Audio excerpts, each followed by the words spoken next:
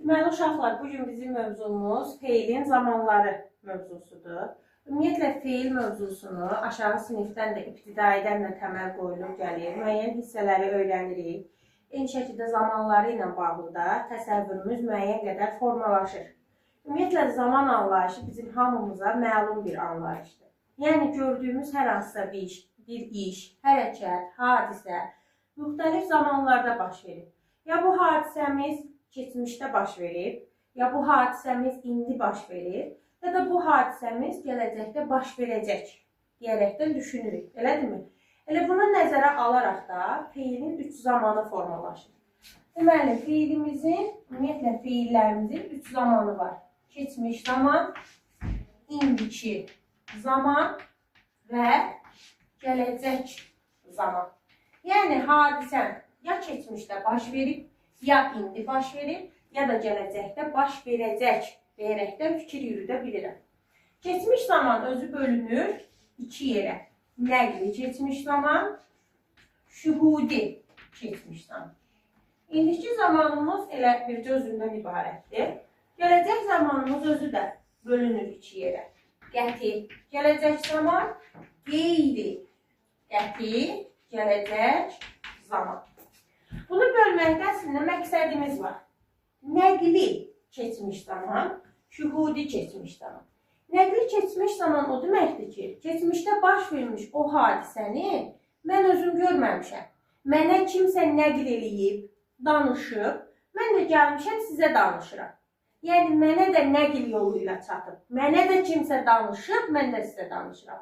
Şühudi keçmiş zaman odur ki, bu hadisə baş verib şahidlik yoluyla. Yəni, mən özüm şahid olmuşam, mən özüm hadisəni görmüşəm, gəlmişəm indi o keçmişdə baş verən hadisəni sizə danışıram. Oldu? Nəqli keçmiş zamanın şəkilçisi keçmiş sözünün özünün içində gizlənir. Nəqli keçmiş zamanın şəkilçisi keçmiş sözünün özünün içində gizlənir. Mış, miş, muş, müş. Eyni zamanda ıb, ib, ub, üb şəkilçisi ilə də düzələ bilir. Şühudi keçmiş zamanın şəkilçisi isə öz içində gizlənir. D, di, du, dü şəkilçisi ilə düzəlir. Yəni, əgər şəkilçini yadımızda saxlaya bilmiriksə, bölə bilmiriksə nəqlidansıdır, şühudidansıdır, öz içərisində gizlənmə yoluyla rahatlıqla tapa bilirik. Şühudi sonu öz şəkilçisidir, d, di, du, di. Nəqli keçmiş zamanında sonu, keçmişin sonu bunun şəkilçisidir. Mış, miş, muş, muş, ıb, ib, ub, üb. Oldu? Gəldik indiki zamana. Adından da məlumdur, hadisəm indi baş verir, olan dövrdə baş verir. Şəkilçimiz isə ır, ir, ur, ür şəkilçisidir. Gələcək zaman özü də bölündü 2 yerə. Qəti gələcək zaman, qeyri qəti gələcək zaman. Qəti gələcək zaman, yəni qəti şəkildə mən əminəm ki, bu hadisə gələcəkdə baş verəcək deyib işlədirəm. Qeyri qəti gələcək zaman, mən əmin deyiləm, bu hadisə gələcəkdə baş verə də bilər, verməyə də bilər. Tam əminliklə danışa bilmirəm. Oldu? Əgər gələcəkdə baş verəcək hadisədən əminsənsə, qəti gələcək zamanda işlədirsən. Yox, əmin deyilsənsə, yəni ola da bilər, olmaya da bilər. Ehtimal edirsənsə, qeyri qəti gələcək zamanı işlədirsən. Qəti gələcək zamanın şəkilçisi o nəqlidə olduğu kimi, bax bunun içərisində gizlənib, aca, əcək şəkilçisi vasitəsilə düzəlir. Qeyri qəti gələcək zamanımız isə ar, əl şəkilçisi vasitəsilə formalaşır. Ümumiyyətlə, feil elə bir nitq hissəsidir ki, orada mütləq və mütləq şəkilçilər öz işini görür. Yəni, şəkilçi əzbərin olmalıdır ki, feilin testlərini rahatlıqla işləyərsən, ümumiyyətlə, feil mövzusunun hər bir bölməsini şəkilçi əzbərini bilməlisən ki, rahatlıqla tapa biləsən, işləyə biləsən. Oldu?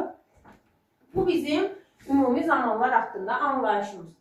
Biz sizlə inkar şəkilçisi keçmişik. İnkar. Nə idi inkar şəkilçimiz? Feilin inkarı.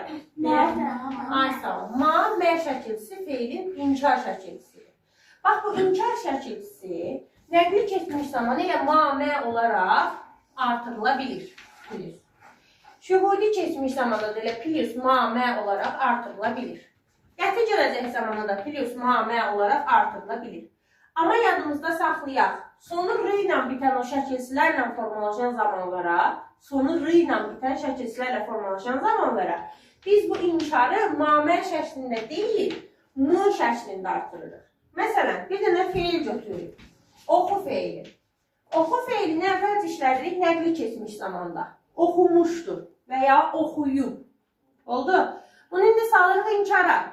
Oxumamışdır və ya oxumayıb. Sonra şühudi işlədirik. Oxudu. Oxudu. Salırıq inkara. Oxumadı.